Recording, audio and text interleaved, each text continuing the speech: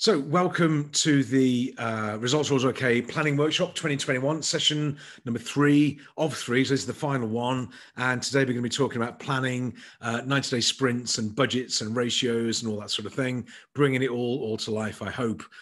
For those who don't know us that well, maybe you're new on the call or watching the recording, we are based over in Luxembourg. We are the world's favorite business coaching and training company. At least we're my favorite, which counts. My title, I call myself the business co-pilot, and I sit next to my clients, helping them grow and develop their businesses.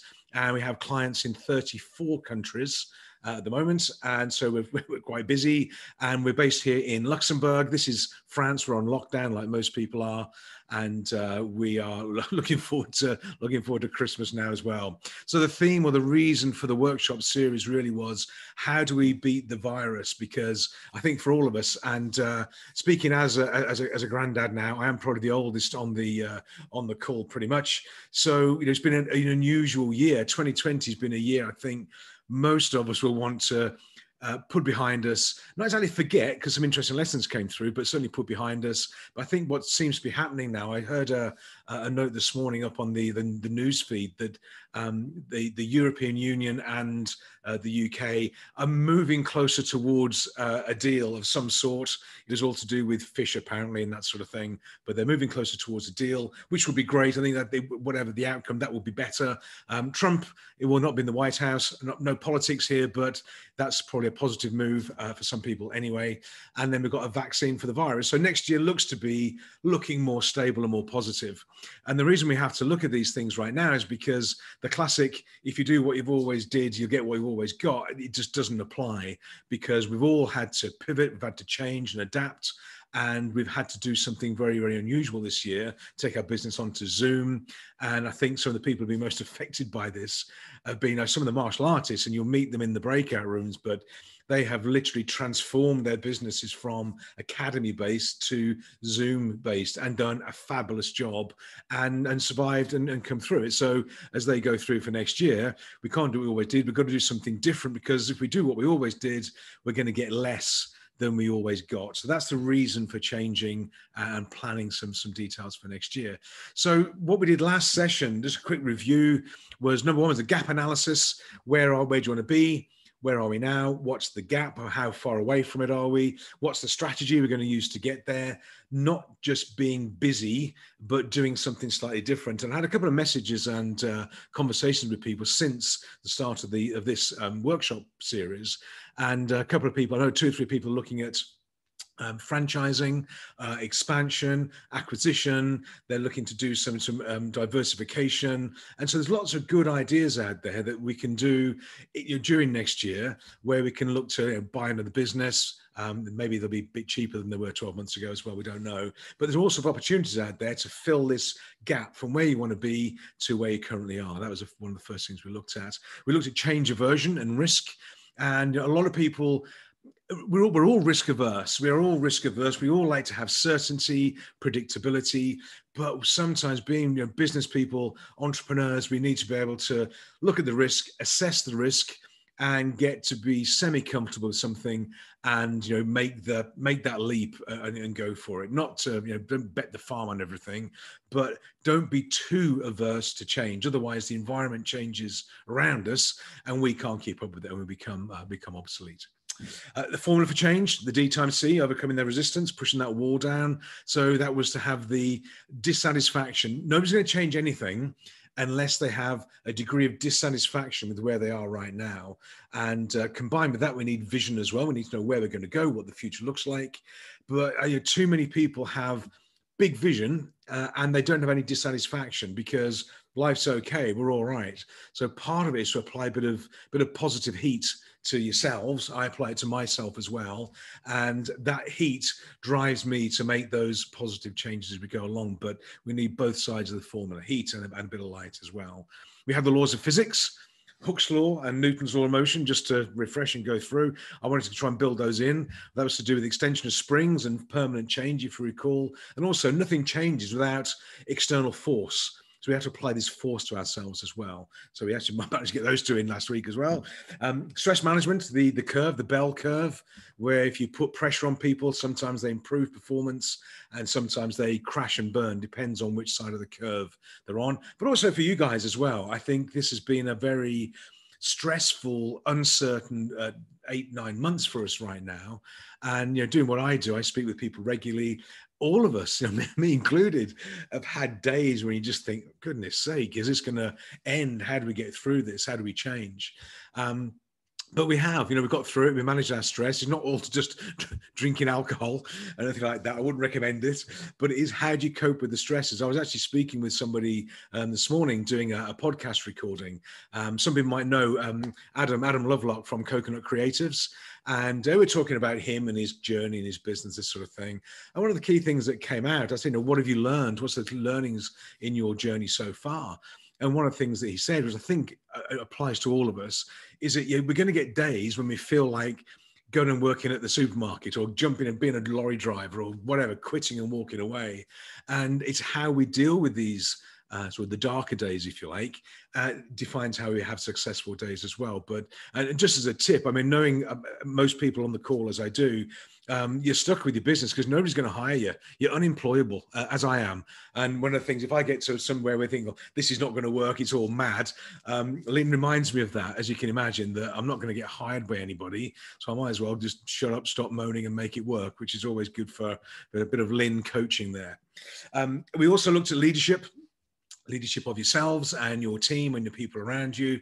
How do you lead people through these somewhat unusual days? And things are changing all the time, but you've got to be in control of your own destiny and take those people with you. So what we looked at so far, session 1 and 2 and 3, is now we can look at, well, what's the plan? We looked at what do you want to do? We've got the strategic ideas in place. And now we're going to look at really, well, how do we bring it to life? When do we do this? What do we want to do? So we're looking forwards now. What's the timeline? What's the schedule? What's the plan? And Kevin's for sure, yes. How do we bring this to life? Now, the sort of principle that I use for our companies, as Lynn will shoot me, for our companies, is I always start with a long-term vision plan, 3, 4, 5 years, where do we want to be? But my real focus for activity is probably going to be about 12 months ahead. So I've got plans in place now for next year, as close as we can, knowing what we know. We do have a conference booking for 2022 already, I think it's for April 2022. We're booked for a conference, but that's slightly unusual, sort of 18 months out. So we have a 12-month window, 12-month plan, 12-month vision for the business. So what I'm going to run through is some of the things that I found works for us, and also obviously works with clients as well. And how can we frame 2021 in terms of goals, targets, objectives, plans and structures? What should you be measuring in your business? What should you look at on a regular basis? And how to sort of guarantee that 2021 is much better or growing compared to 2020. So first thing, and I'm going to send these templates across. If you were on the workshop during the summer, you may have had this template. We have a thing called the fun budget template, and it's to have a budget. So numbers first. If you've got a budget template and you've got it on your Xero system or your accounting system or your accountant's got one you can use, fantastic, then great. If you haven't, you can welcome to use this one. It's a 3-page spreadsheet document. All you do is fill in the key numbers. It auto calculates, and away you go. But to start with, for the fun template, the budget template, is don't start with sales. Start with profit. How much profit do you want to make in the next 12 months? There's a myth around this sort of vanity of sales. Yeah, we want to have volume of sales, of course. What we're really in business for, though, is profitability. So put in there, how much profit do you want to make? This is the first page. Choose a figure. And then where it's got put a picture here on the first page, you put in there, what's your goal? What are you shooting for next year? So it could be a Ferrari. That's a 599, I think. Any car buffs on the call will correct me. I'm pretty sure it's a 599. fabulous car. And it's just interesting. And again, speaking with Adam this morning earlier on reminded me that when we started out our journey up to 20 years ago, we would do dream boards, vision boards. Thanks, Phil. It is a red one. We do vision boards. So we had our transport company and this sort of thing back in the day, and we would do a vision board every year to what we want to achieve next year, where we're going to go. And I remember for a bit of fun, I did my vision board, and Lynn did her vision board, and we were going to compare notes afterwards. Now, on my vision board were things like cars and bikes and travel and fancy hotels and all the glitzy stuff. On Lynn's, interestingly, and probably more appropriately, what Lynn had on the middle of it was a house with a garden with a swing, and I think there's a climbing frame in the back garden for the two boys. And it was like, right. So in my mind, I was sort of chasing the bright, shiny, glossy things. And what Lynn wanted on her vision board was just, it was family, it was fun, it was weekends, it was kids in the garden, barbecues and that sort of thing. That was her dream chart. And we put them together. And I remember thinking to myself, well, we've already got that. We've already got the house, we've got the garden, but it was really, I'd sort of not forgotten it because the kids make a lot of noise. Hadn't forgotten it, but I devalued it. I think in my mind, I devalued it, and it was really looking for me to go for the bright, shiny things. So when you're putting a picture in there for what do you want, it can be, what's this? Because you don't want to live much longer with a man. Yeah, I thank you. Because you go for the bright, shiny things, go for big goals, absolutely. But also gratitude and recognition of what you've already got. I think this year has proven this to lots of us, that actually we are very fortunate in lots of ways. So when you put the picture in there, it doesn't have to be a jet or a Ferrari. It can be if you want, but also, make sure that the goals that you're going to set for yourself in the business, they actually, they serve you, not just the bank balance or not just look good and bragging rights, this side of thing. And I see a lot of people who they chase the massive goals, the multi-million, all this sort of thing. And sometimes they achieve it, sometimes they don't, but they definitely crash and burn on the way most of the time. So be careful what you wish for. But anyway, put a picture in there, bit of a vision board, put your profit in there that you want to make in the next 12 months. And that then kicks over to the template, if you like. So on the budget template, and this is just a screenshot, very straightforward. All you do, you fill in just the yellow numbers, yellow ratios, and then everything else sort of calculates itself. It generates some graphs and charts for you. It tells you where what your profit will be. It also down here at the bottom of the screen, if you look just here at the bottom, it says profit gap. Well, that is compared to the figure you chose on the front sheet, what's the gap? Are you way off? Are you close? What do you need to re-engineer? So it gives you that comparison with the goal you set. And also here, and we'll touch on this a little bit later on, it calculates automatically here the day you break even during the year. And break even is an interesting ratio, an interesting measure to have, and we'll touch on it later on. So it calculates your sales and your profit, and it also calculates your break-even point. It doesn't look at cash. It's not a cash flow forecast, though I'd recommend we have one of those as well. But this gives you a picture. So this template, I'll email out after the workshop, the full template, and you can fill it in, have some fun with it. I call it a fun budget template. I think budgeting is fun. I don't know if you've got, well, I've got Aaron, of course. Aaron, everybody's seen Aaron's new photo shot on LinkedIn. Aaron is officially the happiest accountant in the world because he's got that fabulous, it is a fabulous photograph. It's great. Don't change it. It's a good picture. But I find budgets fun. And I don't know, I guess, Aaron, I guess you find them fun as well, but it should be the only happy accountant, exactly right, the only happy accountant in the world. But this is the template. So I recommend you have a budget, and what this one does, and whether you use this one or you use another system or whatever it is, doesn't really matter, but this one will produce for you a quarterly summary. So what does Q1 look like, Q2, Q3, Q4, and gives you an overall view, and then it gives you progressive charts as you go along for what's the prediction for Q1 to Q3 and Q4. It's just a nice template, a vision to have of what next year should look like. And I don't know, some people, they avoid budgets. They don't like budgets and numbers, and the excuse they give, at least they give to me, is, well, it's a best guess. Anton, yeah, I'll send the spreadsheet. Yeah, I'll send it over. And they say it's just a best guess. And if we achieve it, well, that's great. But if we don't achieve it, we beat ourselves up. It's not really about that. What it's about is looking at the business on a numerical basis. That's all it is. It's a picture of your business on a numerical basis to look at the inputs and the outputs. If you do this, you're going to get that. And it gives you some control as well.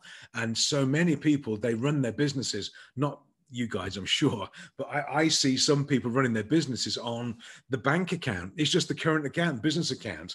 They forget profit and taxation and accruals and everything else. If there's cash in the bank, they're good. A business doesn't work that way. And if you get stuck on that, speak to Aaron, the happiest accountant in the world. He'll guide you through it. But he really gives this picture of your business, what it should look like. And then all we do is take these numbers and projections, and that's what we manage. We manage those throughout the year.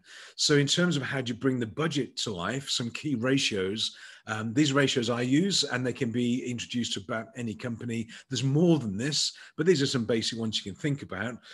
Ratio number one, gross margin. What's your gross margin percentage? And so many companies are gross margin lean. And what I mean by that is the GP is just too low. It might look okay, it might look encouraging, but the gross profit is just too low, gross margin. And if you look at a company, what's the appropriate gross margin for your business? I don't know. It'll be different for all of us, because if you're in the manufacturing sector, you're in the travel sector, you're in the relocation sector, it's different. But I can almost guarantee that if you look at your gross margin, you probably want to get it up a few points. It's a very common place to go. The reason the gross margin is too low for too many people, in my experience, and this is not aimed at anybody, this is a general observation, is number one is pricing, because they discount to get contracts and get deals, and they walk in and offer crazy deals to get the business. Then it shows up in the GP. So stop discounting is a great way of doing it. There's a better way of doing that. Rather than discount, look for added value, added volume, that type of thing that can compensate to a certain extent. Or the pricing's wrong, or they deliver it wrong. They assume it's going to take 5 hours work to do this particular project, and it takes 10. That just wipes out your gross margin. So it's a lot to do with pricing, a lot to do with selling, and a lot to do with all the mechanics of what your direct costs are as well. So, but GP, gross margin, key driver. You should be having that pinned on the wall every month, if not quicker than that. Understand what your gross margin is, and then obviously your net margin. What's your net margins? Now, in terms of some of the clients that we work with, I've seen gross margins from as high as, which doesn't matter, whatever, depends what business they're in, almost 100% where there's no direct costs, down to about 5, 6, 7% as well. And when I was at the airport, we were doing ramp services, meeting aircraft. Our net profitability and our gross profitability, there was not much in it, because we were only making about 15% gross, and we were making about 5% net. So we have a huge turnover, tight GP, and net margin was only 5%. Well, it doesn't take a big fluctuation in business to wipe out 5%. So we had to be really, really careful. So look at your net margins, which means looking at overheads and fixed costs and those sort of things as well.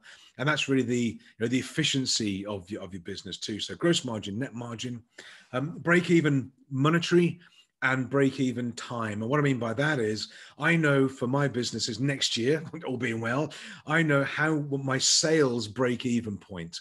At what point during the year, what number do I have to hit, after which everything I sell goes through to profit. All the overheads are paid, all the costs are paid. Beyond this point, everything becomes contribution down to profitability. So I know what that figure looks like, my break-even number. But interestingly as well, I think the more interesting one for us is I know the date. According to my budget, when do I break even? Now, if you do your budget and you have all the numbers in there, and even if the profitability looks okay, sales are okay, GP, net margin, look at the day during the year when you cover all your fixed cost, all your obligations for the 12 months. I've seen if you make 10% net profit, for example, when do you break even during the year? Well, you break even early December, pretty much. it's sort of it's too late in the year to have maybe end of November, early December. That's really late in the year. I want to, from what we do, we want to break even about August time. So we have a bit of slack in the system. So you can look at your business and there's a KPI or an OKR, whichever method you use for judging your business, have break even date as a key driver. Now the break even date could be in a 12-month period. It could be a date during the quarter. When do you break even on your quarter? It could be on a month or a week or a day. If you're in retail and restaurants, if there's anybody left in those sectors now, you can have a break even time of day. You know, when do you break even in a shop? And my dad used to do this, and I didn't know what he was doing before when he had these shops. Back in the 60s, I would be there as a 4 and 5-year-old, stacking the fruit and this sort of thing. And he would work out during the day all the till rolls, and he knew when he broke even for the day. And for him, it was around about 2 o'clock. 2 o'clock in the afternoon, he would sort of relax a little bit. But after 2 o'clock, that's when he would discount his products to get them out the door so they weren't there overnight, or he'd bundle the flowers together, whatever it is. He wouldn't touch it until he broke even, though. He drove for break even. Only then did he discount and get the stuff out the door that was going to maybe wilt overnight or go off and that sort of thing. So even back then he was doing that. So break even dollar or money and break even time is a key one. Next one is efficiency. And this is how this works is really, let's say that you've got people in your team, or for you guys, you've got a 40-hour week, 40-hour week. How many hours of that 40 are actually productive? Are you actually doing billable work, client work? For martial artists, it's probably time on the mats, actually doing training, that sort of thing. And I do this for me as well. So my diary is pretty well stacked, as you know. Lynn does a very good job of keeping me busy. And yesterday I had 12 calls starting at, I think it was 7 in the morning. And the final call it wrapped about 8 o'clock last night. That's a pretty intense day, some gaps in between, pretty intense day, but very, very efficient, because it's a good start point, all prepped, all gone, recordings done, trainings done, meetings done, very, very productive day. Now, if it was me doing the diary, I'd spread those out over a week. It'd take me a week to do that. Lynn, thank goodness, it gets me much more organized so I can do these sort of things as well. So efficiency is how many hours are you applying to your business? And of those hours, what's the percentage that you're actually producing work? And this shows up in anywhere where there's billable time for lawyers, for accountants, for anybody with providing sort of professional service, medical services, this type of thing, but also for what I do and for other people as well. So he's put a post on it, Happy Gilmore. I hadn't thought of that, but Anton, you're a genius. That's probably going to stick now. Anyway, so look at that. So measure that for you and for your team. What's your efficiency measure? And the next one after that is your productivity. And the difference between efficiency and productivity is what are you generating per hour? Number of widgets produced, output. So if you're working for 5 hours, what are you billing that at? And the actual hours you're billing or charging or producing, what's your productivity? What's your sales energy coming through? Now, if you can manage your efficiency, get that up, get very, very efficient, more hours available to do work, chargeable work, and you get your productivity up in terms of what you can bill per hour or output per hour, those two go really well together. In my experience, the number one to go for is efficiency. Most companies are really inefficient. People are not working for enough time. The time they've got available, they're wasting time, they're thinking, they're wandering around, they're staring out the window, they're talking at the coffee cooler, all this sort of thing. So go for efficiency first, get that efficiency up, make sure people are working organized, planned and structured and systemized, and then go for productivity afterwards, in my experience.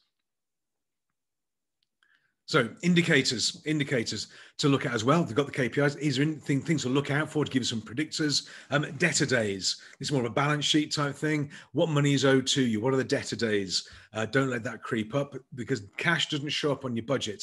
It's not a cash flow forecast. And what can regularly happen is they look at their budget or their accounts and they go, yeah, we're fine. But actually their bank balance is creaking. So look at debtor days, get that under control. And that should be number one priority every month. Make sure people are paying you on time. They're not paying, they're not clients. Cash flow, do a cash flow forecast. I've got some templates for that, but to be honest, they're a bit clunky. It's very straightforward. Get a cash flow. When's the cash going to come in? Look at what's happening out there. You're in the cash business, not the sales business. And tax liabilities. Remember that this is why people managing their businesses on the bank accounts. I think Aaron can probably write a book on this, but the number of times I see it, they go, no, we're fine, we're okay for cash, but they forget VAT, they forget PAYE, they forget there's a corporation tax liability building up because they are quite profitable. They forget there's other things going on. So something that we do is we have separate accounts. So when we receive a payment in, Lynn automatically allocates some money. So we have a TVA, a VAT account. We just take 20% off payments coming in and put it into a separate account. Now, because we're VAT registered, obviously that's what we do. We're overcompensating. We're taking 20% of sales. We're ignoring the 20% we're going to net off the bottom. So it's a safety account. 20% goes into that account. That's the VAT account. And then we have we've got profit account. We've got a corporation tax account as well. And our accountants in Luxembourg missed something. So we had a tax bill come through from 2016 in Luxembourg, just so you know, which was a bit of a kick in the teeth. But because we'd accrued it, it was in the tax account. We thought we got away with it. No, we thought we'd get away with it. We thought it was a bit high, and we thought, well, that's good. Perhaps they've done the tax different this year. They hadn't. So the tax account is now empty, but we thought it was coming, but put into a separate account. But it doesn't affect our operational cash flow. Don't live on VAT. Don't live on tax liability cash, because then you're going to go into overdraft when the tax bill comes through, and it means you're inefficient anyway. But tax liabilities, look at that as you go along. Have a sensitivity analysis. Not yourselves. I know you're all very sensitive. I'm very sensitive. I'm a granddad now, for goodness sake. I'm extremely sensitive about it. But look at your business and do like a stress test on it. What if the business drops or the market drops by 20% next year? Can you cope with it? And I think some of the learnings over this COVID lockdown from March to now has really shown that a lot of companies were very, very weak, balance sheet weak. They had no resilience. And therefore, as soon as the sales went down, that's why there had been this furlough scheme immediately, because there's no resilience there. Now, the furlough scheme is great. And we'll take all the grants and loans and supports you can get, but look at that sensitivity analysis. Can you take any knocks? Because very likely it means your gross margin is not strong enough. You're not generating enough profit. You're not generating enough cash. And so your prices should be higher, your efficiency should be higher, and build in some build some flexibility in for you, so that if we don't know what's going to happen next year, I think if we can get through this year, we can get through just about anything. But anyway, so have a sensitivity analysis there, and then check on your pipeline. This is the future-looking sales and marketing lead generation new business pipeline. Now you can do that in a number of ways, by a CRM system, by having all your marketing laid out, but manage your pipeline, understand what's coming in the future. So we then have, so I'm just looking at comments here. It can get lower than this year. Yes, it can get lower than this year. It can get worse than this. I've seen worse than this. I've seen worse than this in my career, in certain businesses, in certain sectors. I remember in 1991, we were in military subcontracting and support services, and we only had one client. It was the MOD, and we were doing spares and logistics and all this sort of thing for them. And then the Berlin Wall came down, and which was a good thing. It was a good thing, and we're all thinking, it's not a very good thing. Now we're in trouble, because what happened was then we knew it was coming. They literally, they disbanded the Army of the Rhine pretty much, not overnight, but pretty quick. And the MOD our contracts collapsed. So you think this year was tough. You should have tried 1991, 92, but anyway, just me. So what we want to have then is, we've got the budget, we've got the forecast, we've got the numbers, we've got the KPIs, we know what the stress test is like, we've got this picture of the business. Then we need to start doing some stuff, doing some activity. And I work on 90-day planning, and I recommend you guys do as well. A couple of templates, I'll send these over as well for you. So we have two documents I recommend to start with. One is a single page 3-year business plan. And that is just next year, year after, what are the headlines going to be? and that gives you an image of what the 3 years looks like. The other one on the left-hand side there is a single page 1-year business plan, when all you do is for every quarter, you write down goal 1, 2, 3, what you're going to achieve in the first quarter, and then targets for sales, profit, and cash. Very, very straightforward, very basic. And I like these because they are simple, and I like simple things, as Lynn will tell you, but I prefer these. Now, if you want a more detailed, structured, all singing, all dancing, calculated one that involves hours work and holidays taken and all this sort of thing, then you can use something like this, which is an order intake document. And this includes all the orders that are going to come into the business, and you tabulate them all, and it builds a picture of order intake for you. But the 90-day plan is your activity. This, Samantha, I know, sorry about that. This is an acquired taste. So you can have a 90-day plan in this format as well if you want. What this document does, the order intake document, just don't get overwhelmed by it. All it does is if you receive an order coming in, a contract, you put it in to just enter it. Five grand came in, or 200 quid came in, whatever it was. And what this does, it tells you as your order's coming in, what's your sort of running rate? Where should you be to hit your budget and hit your target? It gives you a bit of a live dashboard, a pace of growth, or pace of sales, if you like. So order intake it's a key way. It doesn't apply to all businesses. You may struggle. I mean, in retail, it doesn't work. In restaurants, it doesn't work very well. Martial arts, maybe not. But in the B2B sector, when you've got sort of contract-based services and products, it can really work. So have a 90-day plan. Don't make it too detailed. I was sent a 90-day plan by one of the clients who's not, I don't think they're on the call. No, it doesn't matter who they are. They're not on the call. We were all right. And it was like 40 pages long. It was like it was a business plan. It was detailed and structured. There were notes and referrals and references and all this sort of thing. And because she thought it was amazing. And it took her about a month to write the blooming thing. But it was just too much. Keep it real simple. A single page. These documents here, single page is enough. I'm going to go through some other bits and pieces as well as we go along that'll bring it to life for you. But single page 90-day plan. The order intake document, good. If you want to go to that level of detail, I recommend it. I'll send it across anyway as a template. Just fill it in.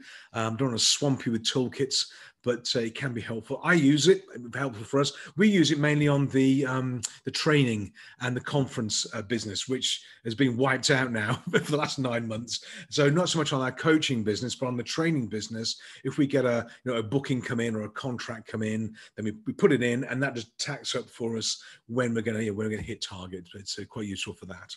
Now, last week we were talking about choosing your clients, and for the first week as well. Something I recommend that you do is when you get a contract or an order come in, you don't just accept it. If you're working to BS 5750 as it was, or ISO 9000, you have to do what's called a contract review. You get an order, an inquiry, and you review it. Now we do this. We're only a little company. We review all inquiries coming in, and we have a decision tree. Now this one is the one that it's a bit of fun, but we use this one.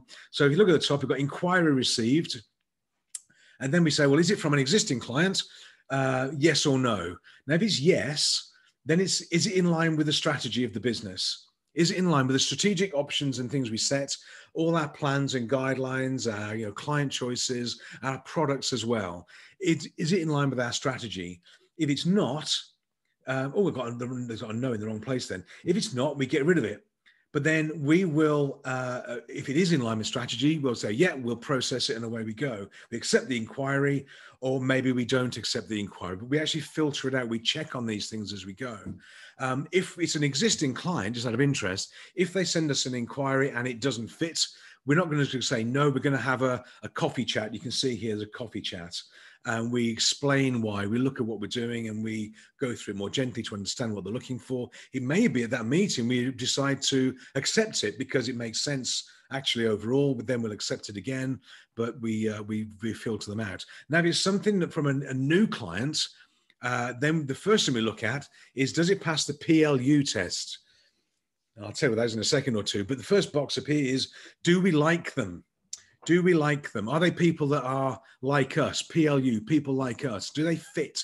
Do we like their values, their integrity, their personality? Are they going to be, they're going to play nice with us? Are they going to fit with you guys? Because I think some of the feedback that we get is that when people come onto these sort of workshops, when we used to do them in the hotels, which we'll do next year, or being well, when everybody gets together, which I'm looking at messages. Sorry, I shouldn't read messages while I'm doing this. When we all get together, what you'll find is, as you do on here anyway, I think, is that you guys are very similar. You're different businesses, different backgrounds, but there's some common values, common personalities. And so the PLU test, people like us. So when you get an inquiry come through, don't just take anything, filter it out. There may be a client you want or that you don't want. We can all do all sorts of bits and pieces and things next year. But if we get an inquiry, we had an inquiry come through, could we do a training workshop for, it was AML, anti-money laundering compliance training in Luxembourg? No, I can't. I can't do it. I don't even know anybody who can. So we rejected it. So that doesn't fit with our strategy. It doesn't fit with our portfolio. Not going to waste time on it. We have had people come through, place inquiries with us, that when we've looked at them and had a conversation, we just decide, no, we don't want to work with them really. Now, are you going to tell people that? We had a discussion this morning with Sam and the team. This is not reflected on their clients at all, but if you get somebody you're not really sure about, then put the price up. Add 50% onto your price. Then if they say yes and you don't like him, at least it's worthwhile. But you principally with people that are like you and they fit. So don't just accept any work next year. Be really clear on who you're looking for. Use the client avatar document we went through before. Build a strategy and stick to the strategy. Don't just do crazy things and grab money. You don't need to do that. So have a decision tree. Something like this is a bit of fun one. Something like this. There's another one here that we use, a decision matrix. This is the one we use for, should we do nothing or do something?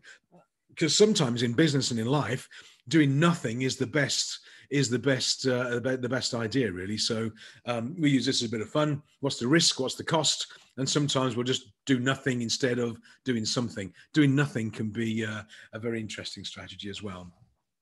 So what I'm going to do is invite you to go into breakout rooms, if that's okay. So let me just pause the recording. So welcome back from the breakout rooms, which is good. Hopefully you met somebody interesting and informative, which is all good. And then the next stage after all this lot is there some way of keeping everybody on track, some sort of planning tally sheet type document?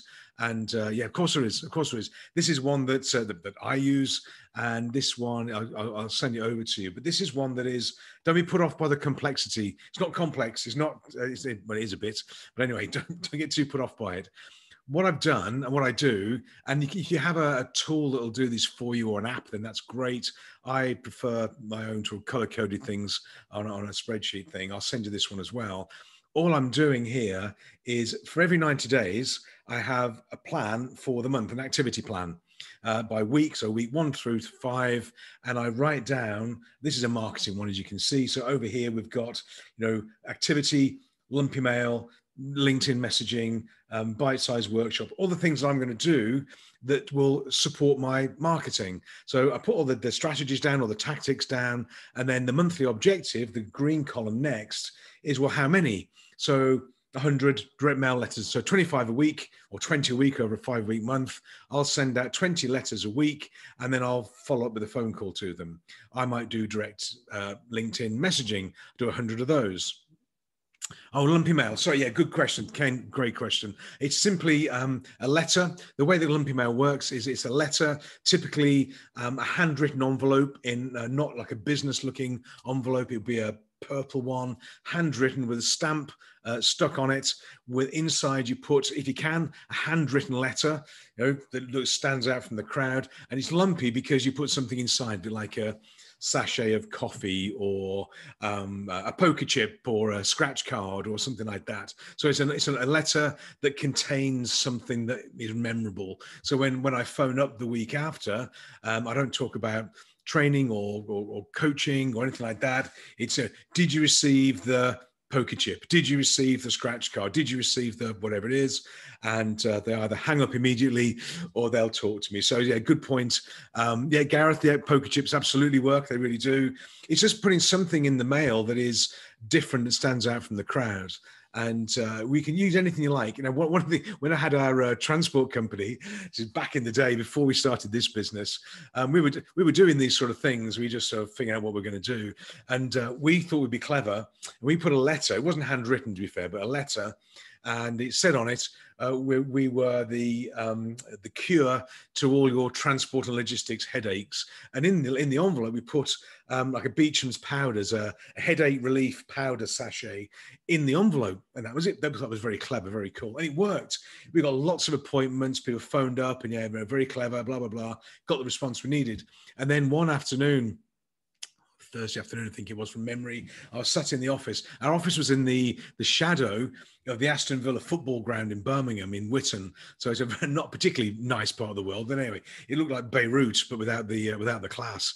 But anyway, sat there, and a police van turned up outside. 3 big coppers jumped out, not in riot gear, but they were in, you know, fatigues. Came into the office looking for me, and I thought, crikey.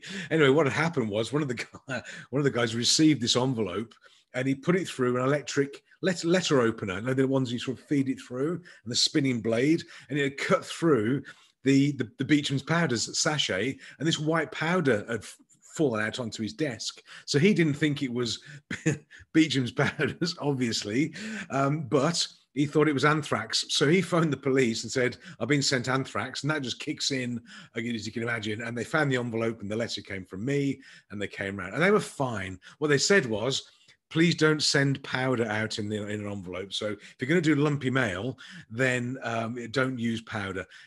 Tickets, tokens, scratch cards, anything like that, absolutely fine. Don't send chocolate. It melts, and that's not a good look either.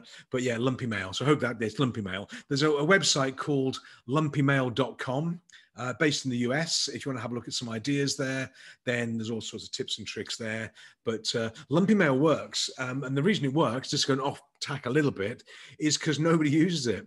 Everybody's using social media, email, and all this sort of, you know, gadget stuff. But if you receive a letter in the mail, handwritten envelope, in a purple envelope with something inside of it, I guarantee you're going to open it. You just are. You're going to open it. You're going to find out what's in it, and it may, you know, raise a bit of a smile. I think Gareth's used some of these as well, and I think I'm right in saying, Gareth can put a comment in, but 2 or 3 times when Gareth sent one of these things out, people have photographed it and just said, look what I've just received from Gareth, and they put it up on LinkedIn. They're taking a picture of the letter and the poker chip, and it just goes out. And anyway, so it really works. That's lumpy mail. LinkedIn direct message, all my marketing activities on there. And then I just make sure that what I'm looking for what we do, I only need 1 inquiry per week, for a conference or a training or whatever it is. I need 1 inquiry per week. So I gear my activity around generating that 1 inquiry per week. So what I've got on here would definitely do that. This might even involve going through for our language business as well. So I just gear my activity to guarantee that I can generate 1 or maybe 2 inquiries per week. And if it does that, life's good, because I know then what my conversion rate is. I know my average income per client and per booking. And if I get enough of those coming through, it means we get order intake, which is that other template, and then we hit budget and target and profit, that sort of thing. So it all boils, all your budgeting and forecasting and targeting all really boils down to this is a marketing plan. You can have other ones, other themes. This is a marketing plan, and all you do, you put in the activity you're going to do, you're going to commit to. Then you have a pipeline here. So how many meetings have been booked, meetings held, probably via Zoom rather than anywhere else. Clients signed up, or things booked and agreed, and speaking slots made. So this week we've had 2 speaking slots confirmed, which is great. One's for next year, one's in about 2 weeks' time, and we've had 2 appointments booked with sales appointments with prospective customers and clients. So this week's been okay. We're on track. We've done it for this week. So all you do, you build your activity. Then as you go through the month, you just fill in the boxes. How many letters went out on Monday? it was none on Monday, but then 20 on Tuesday, well then great, life's good, you've done it. It keeps it on track. And then there's a variance at the end. That variance column just says, well, this is how you're doing compared to what you said you were going to do. But this is a real day-to-day focus. It takes that 90-day plan and the budget and puts it into daily activities. And the daily activities you put in here, this is a marketing one. It could be for customer service. It could be for new product development. It could be for building your franchise business. It could be for mergers and acquisitions. It just means that the activities you're going to do are going to be different, that's all. So this one's marketing, but then you can use it for whatever you like. But this is a very nice way of measuring your performance. And maybe for your team as well. If you've got people in your team that need to do regular activity, it's a second. Oh, there we go. Yeah, so Gareth, yeah, good. That's it. Thanks for the comment. Yeah, exactly. Good point. I'm just reading the notes. But good point there. Do something different. You know, if you're not doing something different, yeah, you're not marketing, and it's absolutely true. So this approach works. And what I do with, you know, for our clients is I will look at this and go, you know, give me the plan. How are we doing? Are we on track? Are we doing the activity, both the volume of the activity, but also the quality of the activity? Is it generating the numbers you want? And the beauty of this is that it gets it really early.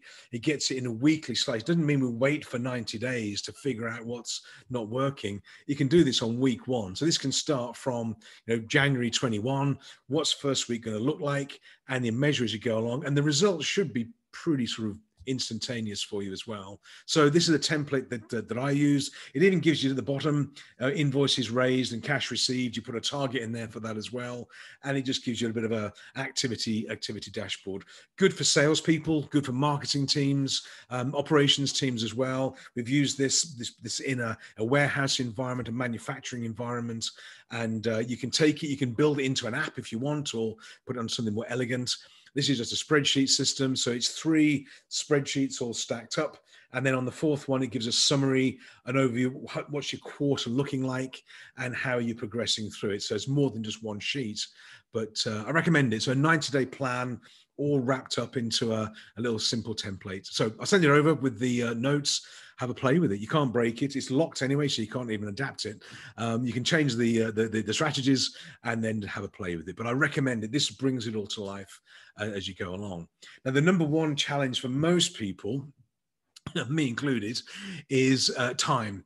And I get asked the question a lot. I do what I do, and you know this anyway. I wish I had more time. How do you manage your time? What do you do? We run out of time. We're busy all the time. We can't get things done.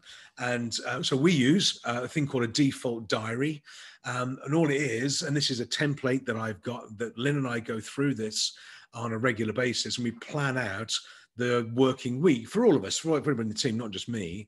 And what the default diary is, strictly, is you allocate the critical work you've got to do. So critical work for me is client work. That's what it looks like. That's my client work, obviously. Now, I don't want to run my business particularly more than 3 days a week. So we engineer the client work to be Tuesday, Wednesday, Thursday. I may do bits and pieces on a Friday occasionally, or maybe on a Monday or whatever it is. But in principle, Tuesday, Wednesday, Thursday is client work. Outside of that, we can either do conferences and events and workshops and all that sort of thing, or we can have the weekend off, because that's, you know, well, this weekend I'm building a kitchen. If you've ever tried to build a kitchen, I always recommend, just as a tip, I think, I was recommended that we get the kitchen carcasses from IKEA, because they are the best. So great. And these are just the cabinets. So we've done all that and we put them all together. But the problem we've got is that the cabinets are perfect. They're level and square and they're crisp and clean. Everything's perfect. But the kitchen is not. The room is not square. It's a rhombus, I think you call it. It's all out of, it's not vertical. It's not square. The floor's all over the place. So this kitchen looks like it's floating in midair now. But anyway, so we're doing a kitchen this weekend, and that's my Friday job. So this is the template I use, and all you do, you color code it. So this one is just a dummy one, and you can see on Monday morning, I do blogging, writing and creation, afternoon, accounting and compliance. Then in the mornings on Tuesday, Wednesday, Thursday, Friday, I actually allocate some thinking time. from 6 till 7:30, because doing what I do, I have to prepare for the day, consider who I'm speaking with, what the performance is like, what we're doing, that type of thing, or maybe building a workshop or constructing something. So thinking time is really important. Then I have client work, Thursday afternoon, sales, blogging, maybe a seminar on a Wednesday back in the old days when we could do them then. And then Friday, probably a workshop or something like that. So you can choose all the activities that you've got. Now the default, what it means by default, these are the things you've got to do every week. This is your default setting.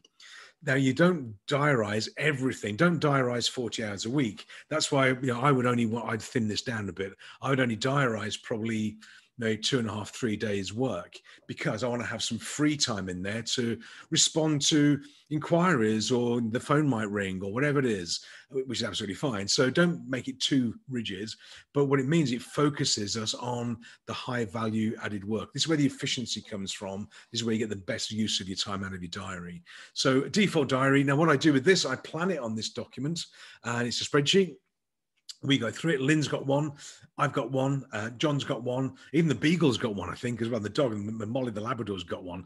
But we plan it out. And then what we do, we take this and then we plug it into Google Calendar. So it's a repeating event on my calendar. And so that's why when those of us that are working together, Lynn sends out the invitations to meetings, for a month ahead. And what she's doing is inviting people to slot into my default calendar. Basically, sounds a bit selfish, but that's how it works. So we invite people along. Lynn manages it. She just gets it all done. And those every week, every month, sort of 90% the same pattern, same sequence, same events, same things going on, which means I can get a lot more done.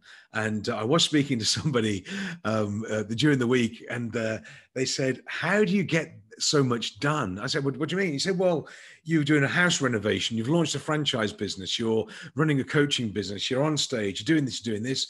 He said, I struggle to get out of bed." I said, "Well, it's not, I don't even think about it. It's just, it fits.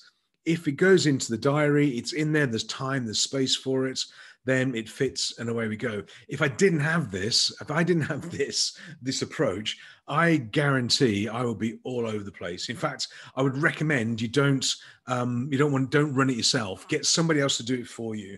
Maybe a PA, a virtual assistant, or something like that, because Lynn is much more tough with my time than I am. If somebody says to me, "Oh, could we meet on a Friday afternoon at 4 o'clock? I can't make it." Lynn will probably go, No, you can't. Have to be next week now, and bang, off you go, in a very nice, gentle way. Whereas me, I go, "Oh, well, you know what, we will." I would just expand my diary out to fill. So get somebody else maybe to manage your diary. You set the pattern, and then get somebody else to manage it for you. So I'm giving Lynn a bit of a hard time. She's brilliant at what she does. She keeps it all under control. But if you've got one of these, it will improve that. This is part of your efficiency and your productivity as well, because how you can get stuff done. And we get through a lot. We get through a lot of things. Our output, our production is very, very high.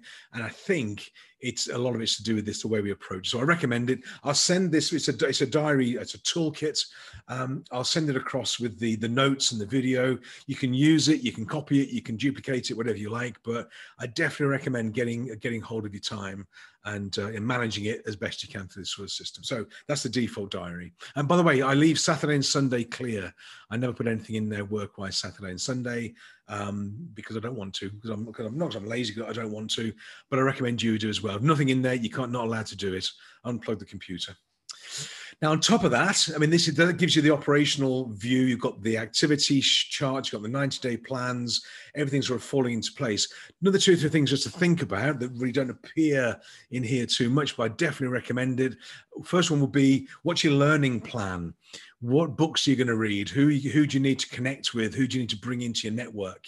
And this is, it could be a book, could be a webinar, could be a workshop like this, whatever. But who are you going to learn from? Because doing what I do, I want to learn lots of new things and ideas. It's part of what I do. But I think too many people, they don't put learning or exploring or finding out, whatever you want to call it, they leave it. It doesn't mean you've got to go to college and university or anything like that. It's just how you're going to learn new tips and ideas, who you're going to hang out with. There may be people on this call So the only diaries I set for Kevin, if you look at, I'll just stop feeding him, Sue. Just stop feeding him. That'll do it. And no, don't put food in there. If he doesn't adhere to it, don't tell him when the food's going to be. If he doesn't go for food, he doesn't get it. That should focus his mind, I would have thought. Anyway, but learning plan. I like read. I'm a book person. I like reading books. It's not so much that I like reading books. I just like books. In fact, you can pick them up and the smell of old books and all that sort of thing. I like books. If you're into video or you're into webinars, or it doesn't matter what it is, but something like that. One of the oh gosh, there's an argument starting now. One of the guys up in Luxembourg, he has this plan, and he's a very busy guy working for one of the big four in Luxembourg, busy executive, and he's managed to do his MBA part-time. And it's a lot of hours, and he diarizes and structures in his week. It's not done online. So he's busy in the business, doing all sort of thing, and he's doing his MBA, and he's got a big promotion, and all this sort of thing going on. He's highly productive, but he's really keen to maintain the learning and development. So put some time in there. I recommend it. Put some time in there. What are you lot talking about? Put some time in there for learning and development, workshops, seminars, that type of thing, and have some fun with it. The next one, and this is the key one really. Remember to have some fun. I think in 2020 we've lost the ability to a certain extent to get out there and have some fun, and it might be when we're allowed to. You know, what does fun stuff look like? I know Stefan, who's on the call, is I'm going to say sailboarder. Hope that's the right term. It's a surfboard with a kite on it. Kite surfer. So there we go. Kite surfer. And so, yes, thank you. But this picture here, this is my bike. This is the bike I own. This is my motorbike when I was over in the US. And it was just, as fun stuff, because we lived in Las Vegas and we lived in a place called Summerlin. And part of my role over there was once a month, we would go and deliver an 11-day training program for, new franchisees and coaches coming through, which was, just great. And I would ride my bike and I'd go from our place in Summerlin through by the Red Rock Canyon north of Las Vegas and around and catch the sunshine. And I can remember doing it. And that was a magical journey, riding that bike through Red Rock Canyon in Las Vegas, 6 o'clock in the morning, overlooking the strip. And it was just like, wow, it was fun. So you can make business fun as well. I'm not recommending you go for a motorbike, by the way. That was my dream, my vision, and I've sold it now. Brought it back over here to France, and it's a different experience riding motorbikes over here because they've got French drivers, which makes it much more exciting. So I sold it before I got killed.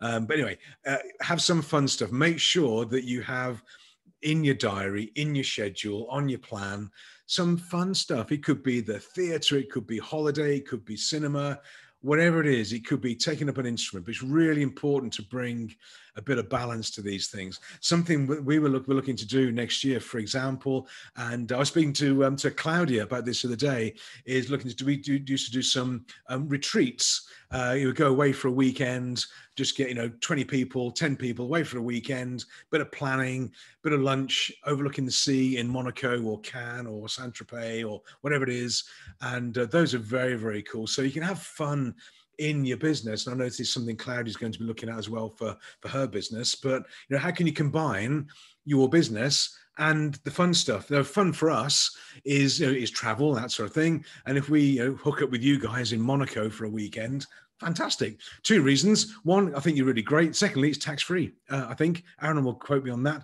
or tax deductible, I think they call it in the US. But it's a business expense, business travel, business hotel, training events. Same for everybody else as well. So can you do that with your clients? Could you have some fun stuff in the budget, in the forecast that ticks all these boxes and makes it a fun ride for you as well? So just consider it, and have it on the dream board as well. But do have a little bit of fun. It's been a tough year. Be nice to yourselves. International travel, wine region in South Africa. Do they make wine in South Africa then? I didn't know they did that. Anyway, that's done it. Anton's now triggered and will be texting me personally now because apparently they play rugby down there, but I didn't think they did that. But anyway, there we are. Here we go. Yeah, I can say that because he's 1,000 kilometers away from me. I'm all right. Anyway, so have a fun plan and yeah, go to South Africa. Here we go.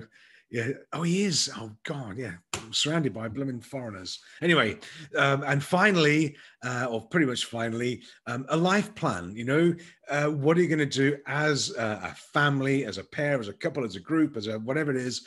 What you're going to do, where you're going to go. And one of the guys I was speaking with during the, yes, thanks, Aaron, one of the people in Luxembourg, and she mentioned in passing that as a family, one of the things they want to do is they want to go to Reunion, which is an island reunion for the Brits, island of Reunion, which is in I think the Indian Ocean off the coast of Madagascar. And I'd never heard of this place, but I didn't know where it was. So I Googled it and had a look. It is amazing. So Reunion is now on our plan as well. So as a family, we're going to go to Reunion and we're going to figure out a way when we're going to do it. I think it's an 11-hour flight, I think. So it's pretty, you've got to go from Paris, or I think it's Orly, down to 11 hours. Anyway, we're going to find a way when we can to do it. So it's really important to have all the business stuff going on, fun stuff for you. But remember the bumper sticker. There's you, there's the family, there's extended family, there's friends, there's the kids, there's the dog, the cat. What are you going to do with the whole thing? Have a life plan for everybody, and that adds a bit of sparkle to it as well. And will I be watching the game at 3:00 on Saturday? I don't know. Will Aaron be watching it? I don't know. What game is that? What's on Saturday? Is it rugby or football? I don't follow. I don't get it over here. It's France. What is it? What is it? Oh. England, Ireland, rugby. Not interested. Unless it's France playing, I'm not interested. Anyway, it's not a real match. Here we go. Anyway, so have a life plan. Now, the final point from me, and this is something that I see time and time again for me and for everybody else. All this is great. All this stuff is really, really good. You know, vision, plan. We've gone through strategy and tactics. But if you're going to do these things, make sure that you what I call thin slice it. I produced a number of books, and somebody said to me a couple of weeks ago, how do you write a book? Well, you sit down and you start typing.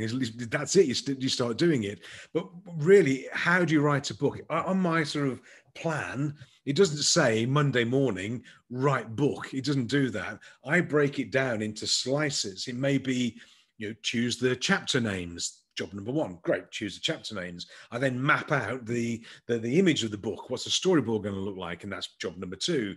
Job number 3 might be to write the introduction. So it's probably about 20 things I've got to do, at the end of which the book is completed. So if you're going to do a big project, thin slice it down, break it down into daily, hourly, weekly, quarterly, whatever is chunks. That's the beauty of these documents, because a number of people maybe want to write a book, but when you say, God, writing a book is a huge task, massive task. How the heck can you do that? But if the task is only to write list the chapters down, that's going to take you 10 minutes. The next job is to write the introduction. That's going to take you 20 minutes. Great, now you're writing a book. And the same thing goes with building your business, building a franchise, mergers, acquisitions, whatever you're going to do, make sure on the plan, you thin slice it all the way down, because otherwise you put on your to-do list, Monday morning, write book. Then it's all kicked off now about the World Cup and rugby and stuff. I should never have mentioned it. Anyway, thin slice it down. And then just break it into little bite-sized chunks. It's the, how do you eat an elephant, and that type of thing is the key. Anyway, so we're going to go into the final breakout rooms in a second or two, just to wrap up the whole of the sort of 3 sessions. Really, I guess the question really now is for discussion is, what clarity do you have around next year? What certainty do you have around it? And what do you see happening? And can you get this done? What are you going to get done before the start of the year? Now, those of us that are working together, obviously, you've got no choice. You've got to get it done. We want to work through the whole plan as we go along. But have that discussion. What does next year look like? How are you going to kick it off? What's the format? What do you need to guarantee for yourselves that you're going to do to make 2021 look a lot better? We don't know what's going to happen with the COVID situation. It will, at some point, it'll disappear. either it will or we all will, one of the two, I suppose. It will disappear.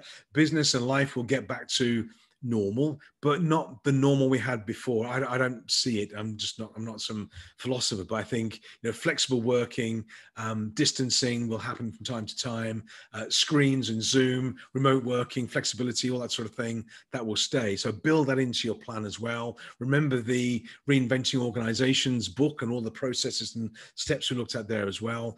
Be creative with it. So that's the challenge. What are you going to do next year? What's it look like? What's your level of certainty? I'll open the rooms in a minute, and then we'll come back in around about 1:45 and have any sort of Q&A and wrap it up and go from there. So let me open the rooms. I'm going to stop recording.